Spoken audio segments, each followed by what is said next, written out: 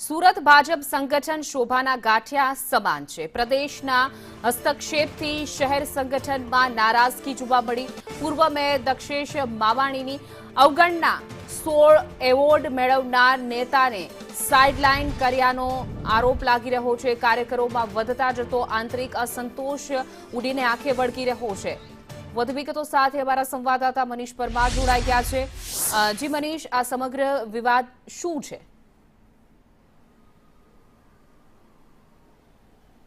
जी बिल्कुल बात करिए तो जे रीतना सूरत शहर में 5 जे कहवाय के सभ्यों निमणूक करवामां आवी हती महानगरपालिकामां। तेमां जे कहवाय के कलाको राह जोवानी वारो आव्यो हतो। एटले सूरत संगठन जे कहवाय के शोभाना गांठिया समान होय ते प्रमाणेना दृश्यो सामे आव्या हता। त्यारबाद प्रदेशमांथी फोन आव्यो हतो અને તમામ જે હોદ્દેદારો છે, મેયર સહિત અને સ્ટેન્ડિંગ ચેરમેન સહિત ડેપ્યુટી મેયર, તમામના નામ જાહેર કરવામાં આવ્યા હતા। હવે મહત્વની વાત એ છે કે જે ટેર સમિતિની રચના કરવાની હોય છે તેના માટે પણ હવે સંગઠનનો સહારો લેવો પડે, તે રીત પ્રદેશનો સહારો લેવો પડે તે રીતની જે સ્થિતિ છે તે સામે આવી છે। કારણ કે હવે હજી પણ જે રીતના ટેર જે હોદ્દા છે તેની નિમણૂક થઈ નથી।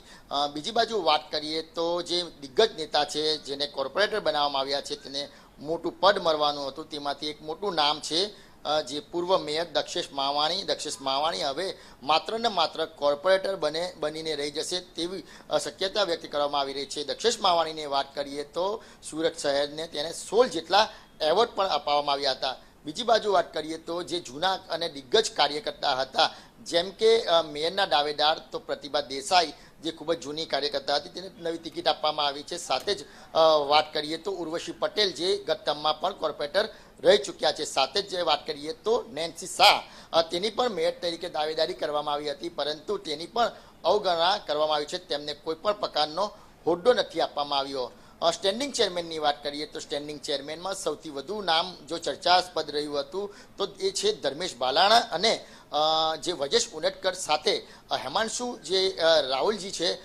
તેનું નામ ચર્ચા રહ્યું હતું। આ તમામે તમામ જે લોકો છે તેને કોઈ પણ પ્રકારના હોદ્દા અત્યાર સુધી આપવામાં નથી આવ્યા। એટલે કહેવાય કે ક્યાંક ને ક્યાંક સુરત ભાજપ સંગઠન છે તે શોભાના ગાંઠિયા સમાન છે તેવી પરિસ્થિતિ અત્યારે સર્જાઈ છે। બીજી બાજુ વાત કરીએ તો જે 13 સમિતિની રચના માટે હવે ફરીથી એકવાર જે કહેવાય કે પ્રદેશથી રાહ જોવાનો વારો આવ્યો છે। જી મનીષ, સમગ્ર માહિતી બદલ આપનો આભાર।